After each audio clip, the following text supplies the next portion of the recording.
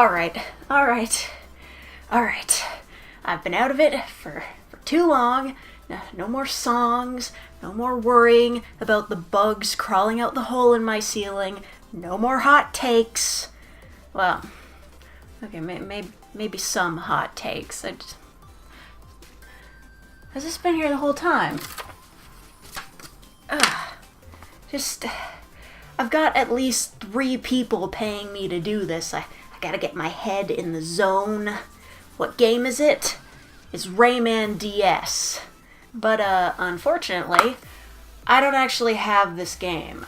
As I recall, I gave it to Paul, the guy with the Finding Nemo codes.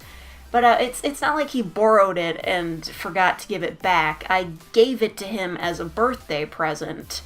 But, in my infinite age 10 wisdom, I just taped the game cartridge onto a card and kept the case. So, in order to play this game, we're gonna have to break the law. Don't tell Nintendo, they'll be pissed.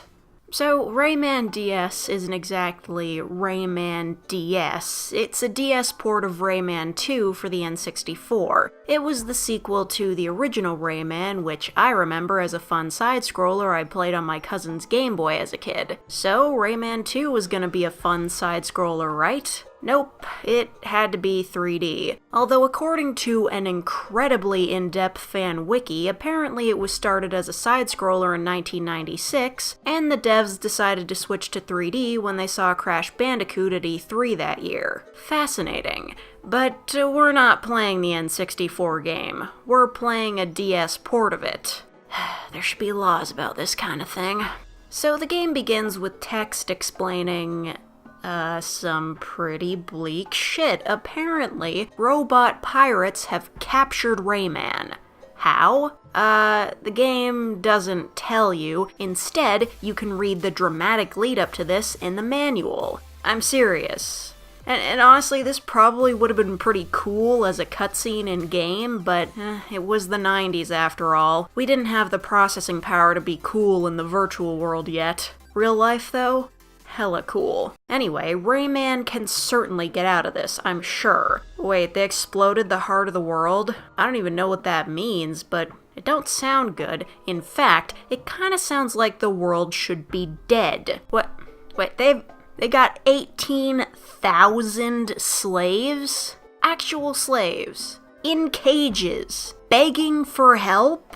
But it's okay. Well, no, it's not, because 18,000 slaves! But anyway, Rayman's BFF Glowbox gets thrown in his cell, and he's got, oh, it's a lum. Oh, it's pronounced loom. Fine. Also, I would pay at least $3 for this image to become a meme. Oddly enough, that's the same amount you could pay to see my reviews a day early. Not shilling, just stating a fact. Also, I'm not familiar with Rayman lore, but I do know that Glowbox is a creature that should never exist in 3D, so I think that's enough information. Anyway, Rayman has to go see the fairy Lai or Lee, whatever, so they bust out of jail. And as I got a handle on the controls, jumping and attacking, I discovered that holding X puts you in a sort of first-person mode where you can look around. And suddenly I remembered exactly why I gave this game to Paul. Side note, I checked, he's still alive, but I'm pretty sure he smokes weed now. So I only played this game for maybe an hour as a kid because it made me motion sick lightning fast. This is a problem I've dealt with basically my entire life. It took me a month to finish Mirror's Edge because I could only play it a half hour at a time. But hey, I've grown up. I can handle a little simulation sickness. And the game immediately throws you down a slide. You're testing me.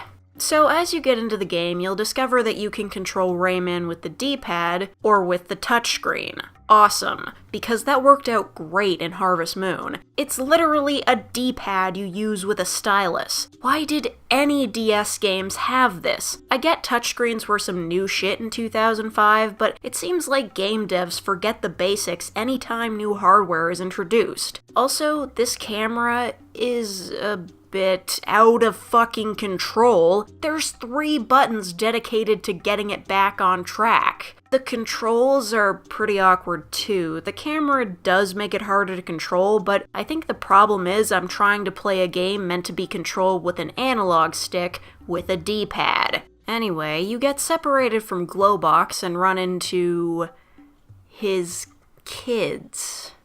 Wait, this thing spawned? It produced children?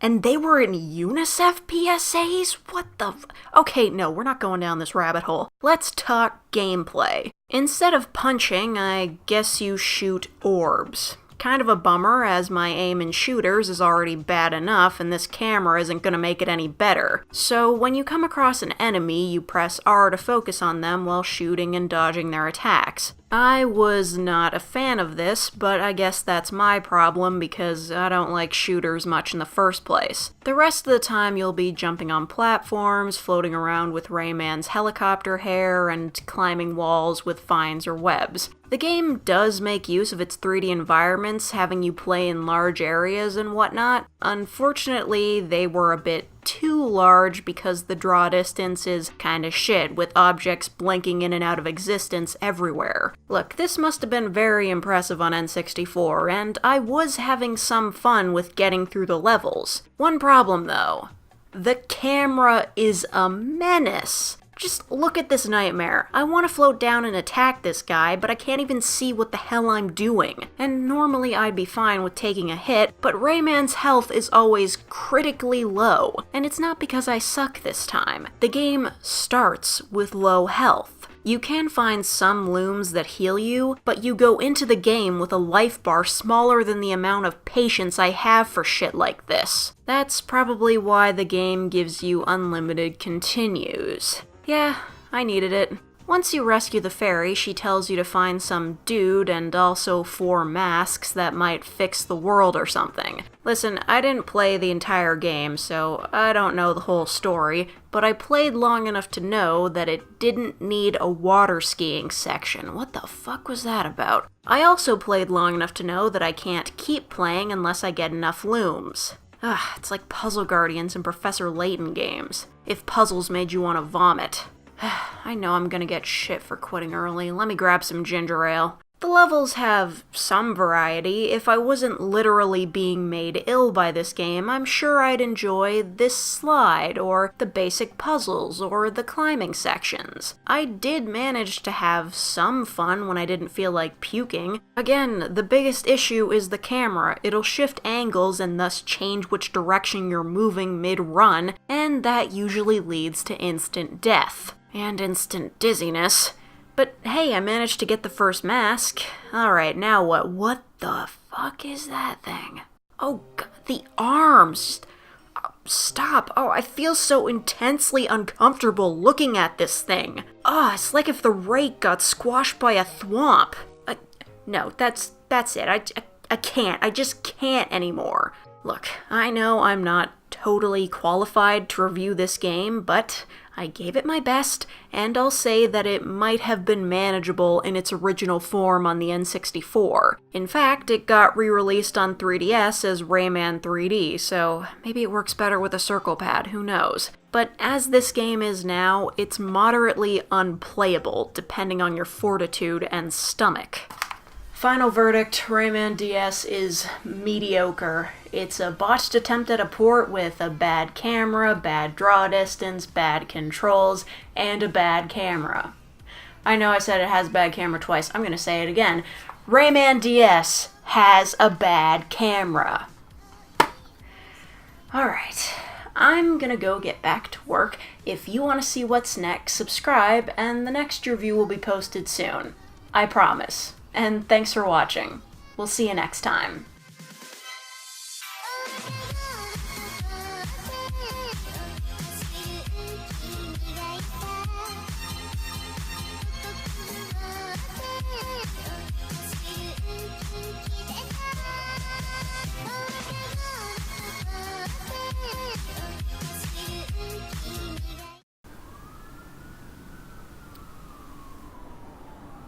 There's been a lot of sirens today. I think the church might be on fire.